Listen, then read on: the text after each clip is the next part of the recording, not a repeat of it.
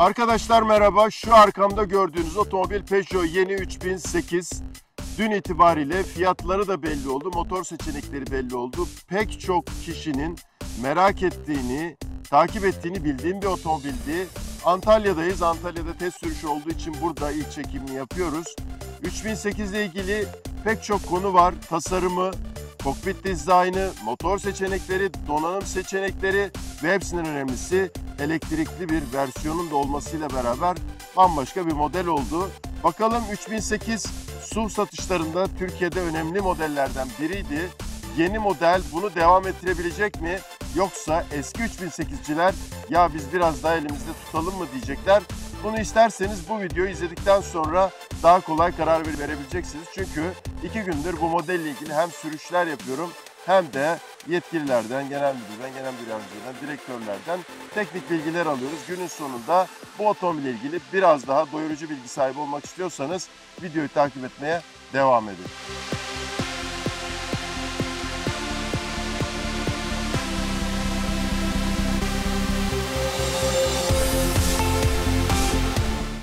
Tabii ki videoya aslında ön tasarımla başlamam gerekiyor.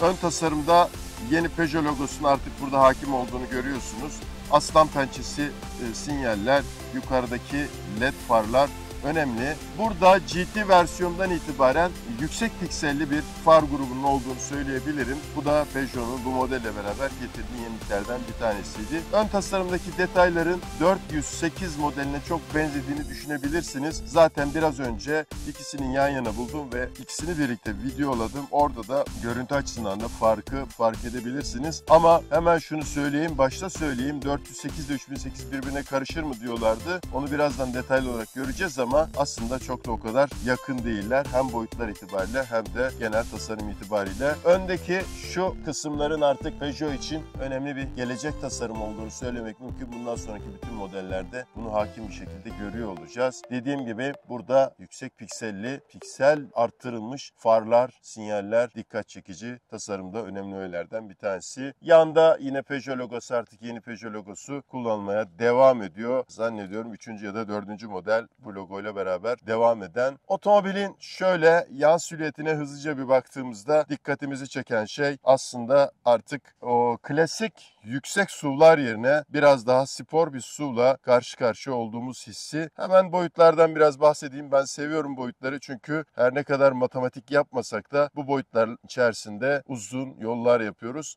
Otomobilin genişliği 1 metre 89 santim, uzunluğu 4 metre 53 santim. Çok uzun bir otomobil değil esasında. Ama bir başka detay, 1 metre 66 santimlik yerden tavan yüksekliği var. İşte bu önemli bir detay. Çünkü özellikle 408 ile kıyaslayacaksanız 408'den tam 18 santim daha yüksek bir otomobil. Dolayısıyla aslında şu yan silüette baktığınızda yine eski 3008 ile benzer bir yükseklik olduğunu, hatta eski 308'e göre 4,5 santim daha da yükselttiğini görebilirsiniz. Ama bunu nasıl saklıyor otomobil? Onu birazdan detaylarında yine görücü olacağız. Esas otomobilin en çok konuşulacak olan kısmı şu arka tasarımı. Artık çünkü Peugeot 3008 tam olarak bir fastback model olarak geliyor. Arka tasarım, belki hatırlayacaksınız, Jaguar'ın E-Pace modeliyle bu tarz modeller konusunda, özellikle bu boyutlar konusunda önce bir tasarım gibi gözüküyordu o zaman 2018'de yanılmıyorsam. Fakat 3008 bu tasarımı o kadar tatlı bir şekilde uygulamış ki, hani bu zaten görünen bir şey, herkesin subjektif görüşleri var ama şuradaki şu üçgen parçalı kısım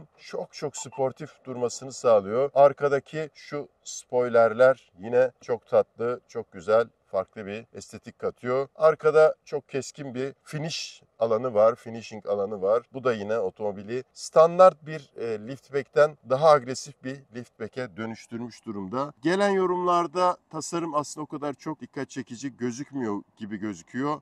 En azından bana gelen yorumlarda çok fazla tasarımın kafaya takılmaması gerektiği, hatta yenilikçi bir tasarım olduğu söyleniyor ama tabii ki bu tasarımda detaylar, incelikler önemli. Atlamayalım. Otomobilde 2 tane versiyon olacak. Allure ve GT versiyonu. Allure versiyonu 19 inç jantlarla gelecek. GT versiyonu ise 20 inçlik jantlarla geliyor olacak. Bu 19 inçlik bir jant bu arada, onu hemen söyleyeyim. Arka tasarıma devam edelim. Arka tasarımda özellikle yine üçlü stopların, dörtlerin yandığı yerleri görüyorsunuz. Bunların arasında kalan alan çok şık bir şekilde Peugeot logosu, altta 3008 yazısı, üstte fren ikaz yani stop fren lambasının, 3. fren lambasının olduğu alan. Bunlar çok tatlı detaylar, çok önemli detaylar. Burada hibrit yazısını görüyorsunuz. Hibrit ne demek? Birazdan bahsedeceğim ama buraya hibrit yazılması gerekiyor mu, gerekmiyor mu?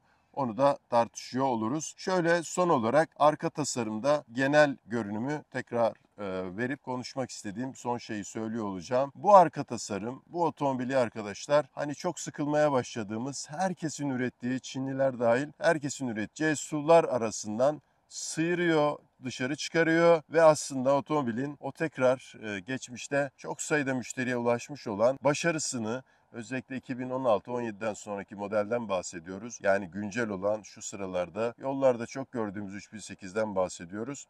Onun aslında mirasını biraz daha sportif olarak taşıyacak gibi gözüküyor.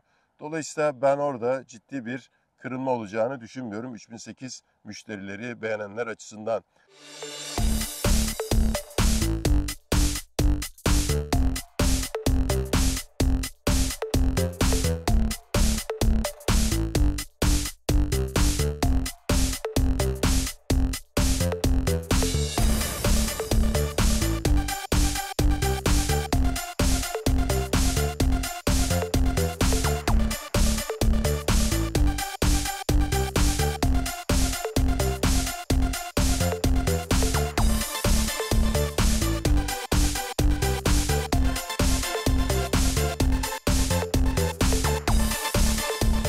Ne değişecek?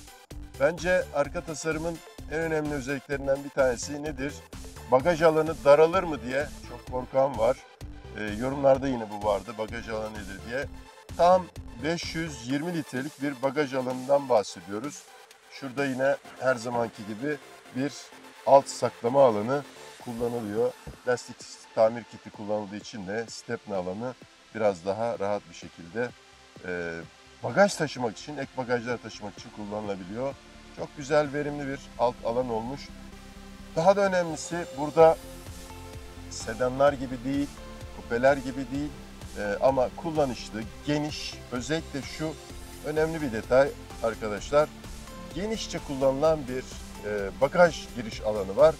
Hem Allur'de hem de GT donanımında bu otomobilin bagajını elektrikli olarak kapatabiliyorsunuz. Dış tasarımla alakalı genel olarak söyleyeceğim. Bunlar arkadaşlar nihayetinde subjektif bir konu. Tasarım eski tasarımın yerini alabilir mi, alamaz mı? 3008 gerçekten müşteri kaybeder mi ya da daha yeni müşteriler kazanılır mı? Bence bu tasarımdan çok daha fazla birazdan vereceğimiz teknik bilgiler ve fiyat bilgileriyle daha ilintili diye düşünüyorum. Belki en çok merak edilen konulardan bir tanesi motor seçenekleri olacak. Arkadaşlar burada benim şu an testini yaptığım otomobil 1.2 litrelik PureTech 3 silindirli eski motor. Daha doğrusu eski motorun üzerine geliştirilmiş olan e-hibrit motor. Burada 136 beygir güç üreten bir motor ünitesinden bahsediyoruz ve şurada küçük bir hibrit destek ünitesinden bahsediyoruz. Bu sayede e-hibrit oluyor ve 100 kilometredeki yakıt tüketimi ortalama 5.6 litreye kadar inmiş oluyor. Sadece bu motor olacak. 180 beygir gücündeki motor şimdilik listede yok. 1.6 litrelik PureTech motor şimdilik listede yok. Benzinli motor olarak bu motoru göreceğiz. Demin bahsettiğim arkada gördüğünüz hibrit detayı, bu detay aslında e-hibrit bir otomobil. Üzerinde 48 voltluk bir ekstra batarya var. O sayede özellikle kalkışlarda, yolda, farklı alanlarda size yakıt tüketiminin az olmasını sağlayabilecek bir takım destekler oluşturuyor. Yeni bir teknoloji değil ama Stellantis grubunda önemli bir hibrit destek olarak yaygınlaşacağını, diğer modellerde yaygınlaştığını söyleyebiliriz. Aslında bir başka önemli detay daha var. Bu model için ikinci bir seçeneğiniz olan elektrikli versiyonu kullanabilirsiniz. Elektrikli otomobil satışların %20'sini oluşturacak. Örneğin bu sene 6000, 3000, 8 satılması bekleniyor. Bunun %20'si elektrikli modelden olacak. Elektrikli modelin de 160 60 KV'lik, yani tam o %10 vergi dilimine dahil olan kısımda olduğunu söyleyebilirim. Özellikle 17-18 KV'lik bir yakıt tüketim verisi önemli o modelde. Bu otomobilin 201 son hızı olmasına rağmen onda 170'te sınırlandırılmış durumda. Onun sıfırdan 100 kilometreye çıkma hızı 8.8 saniye, onun detayı da vereyim. Bir başka detay, o modelle alakalı, elektrikli modelle alakalı 500 kilometrelik bir menzil sunuyor olacak ve şehir içerisinde bunun 600 kilometrenin üzerine çıkma ihtimali, desteği de söz konusu. Üzerinde çünkü 73 kahvelik bir batarya söz konusu.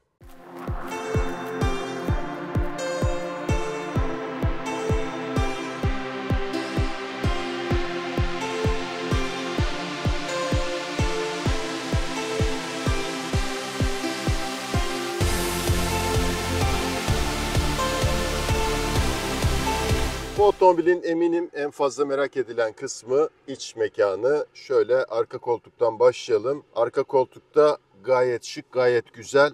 Oturma genişliği itibariyle oldukça iyi bir alan var. Arka alanla alakalı söyleyeceğim önemli bir detay. Bu otomobilin özellikle dingil mesafesinin artırılmasıyla beraber arka koltukta da bir geniş alan oluşmuş durumda. 2.73 metrelik bir dingil mesafesi var.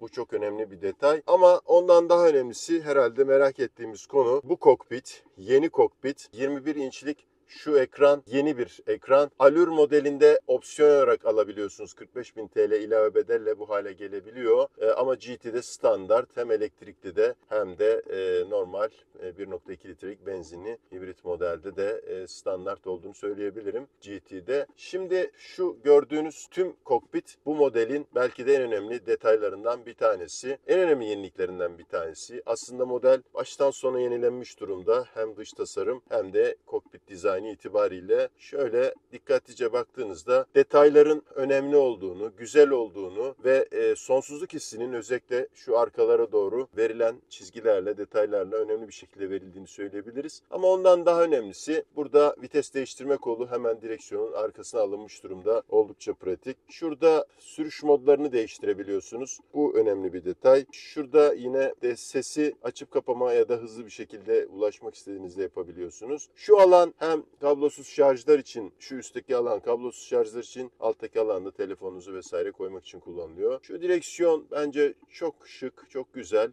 iToggle dedikleri bir pratiklik diyelim. Yani Peugeot'un geliştirdiği bir şey. iCockpit aslında tüm kokpit tasarımının 10 yıldır Peugeot sisteminde, artık Stellantis diyebiliriz. Çünkü Opel modellerinde de benzer tasarımı görmeye başlayacağız. Belki farklı dizaynlar oluyor. Gösterge ekranı kolay alışılabilen bir ekran.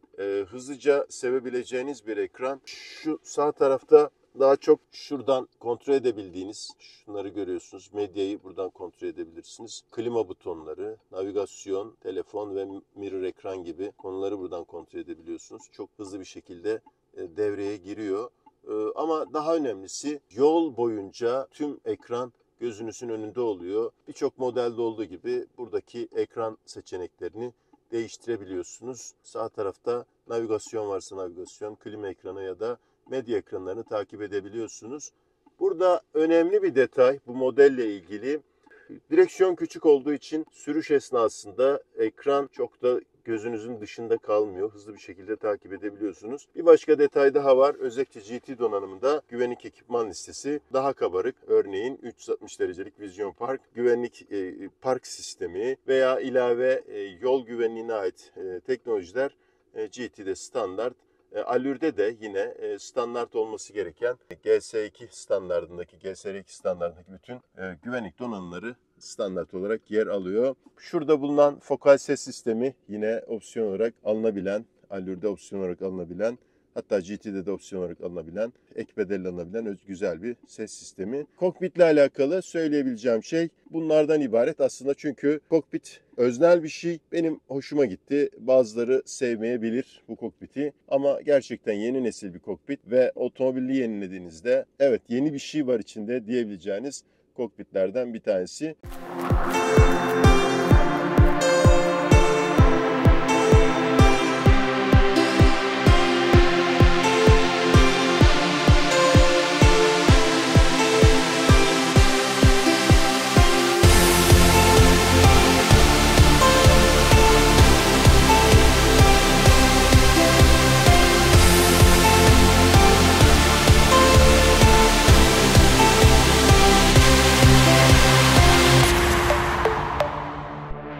yola çıktık.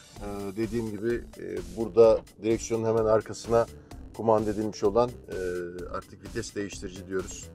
Vites topuzu demeye gerek yok. Ortada bir topuz yok çünkü. Bu çok kullanışlı, şık. Bazıları artık biliyorsunuz direksiyona direkt entegre etmeye başladı. Buradan gayet güzel. Demin biraz denemiştik.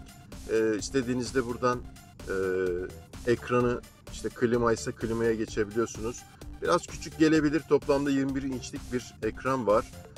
Ama çok da büyük olması açıkçası benim çok beğendiğim kokpit tiplerinden birisi değil. Çünkü çok büyük olduğunda da bu kez yolla olan temasınız kaybolmaya başlıyor. Şurada bir başka detay var demin atladığım. Koltukları dilerseniz soğutabiliyorsunuz. Bu gayet güzel, önemli bir detay. Hem sürücü hem de yolcu koltuğunu soğutabiliyorsunuz. Bugünlerde önemli. Şu an Antalya'da buna ihtiyaç olduğunu söyleyebilirim. Bir taraftan Eylül ayı olmasına rağmen. Otomobilin bir taraftan şu ekranda hibrit sisteminin çok da küçümsemeyelim. Evet, bir mild hibrit bu. Full hibrit değil. Ama bir taraftan enerji kazanımını da bir şekilde burada gösteriyorlar. O da önemli bir detay.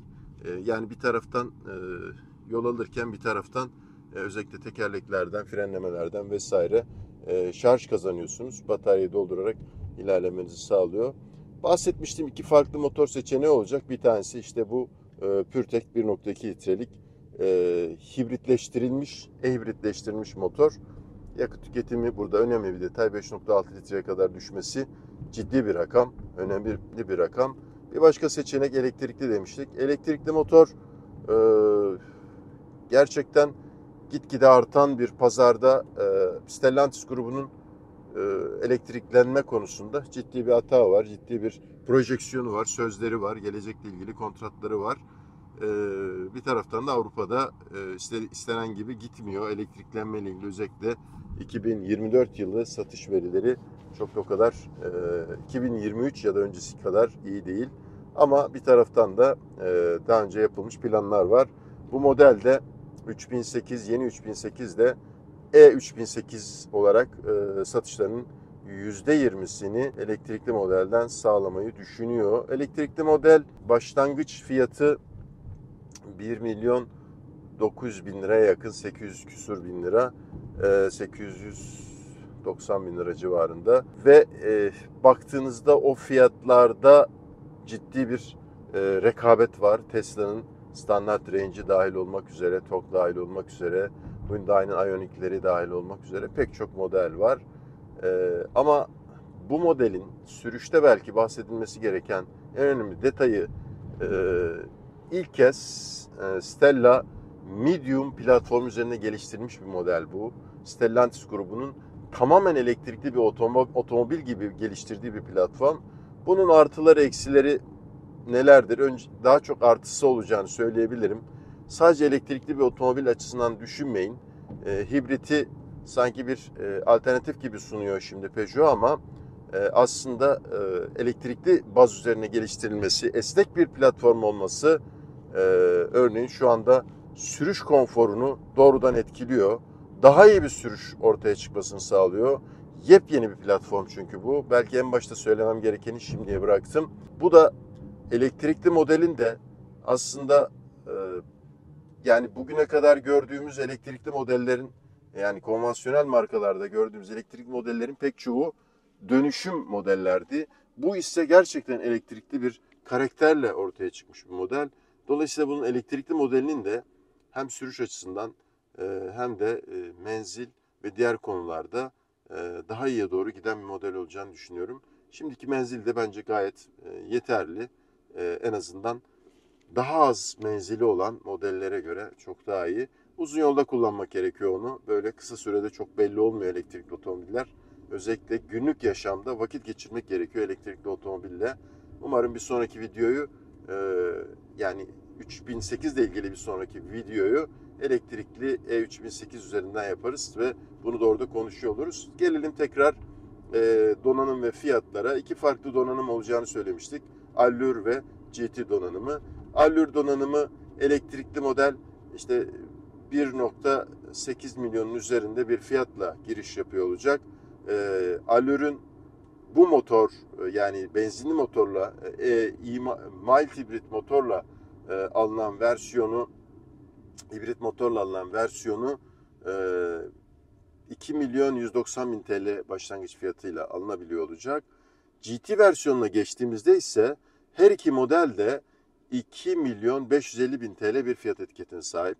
Burada özellikle elektrikli versiyonun GT donanımının %40'lık ÖTV dilimine sıçradığını söylemem gerekiyor. Çünkü arada o kadar ciddi bir donanım farkı yok. Evet, Vision 360 gibi, piksel farlar gibi, güvenlik ekipmanlarında ilave destekler gibi bir takım detaylar, ilave donanımlar var. Ama özellikle elektrikli de nereden bakarsanız bakın 700 bin liraya yakın fiyat farkını oluşturacak başka bir şey yok. Dolayısıyla orada sadece %40 bir ÖTV diliminin ciddi bir etkisi olduğunu söylemem gerekiyor. Benzinli modelde ise işte 1.2 ve 1.550 yaklaşık 350 bin liralık bir fiyat farkı var GT donanımda.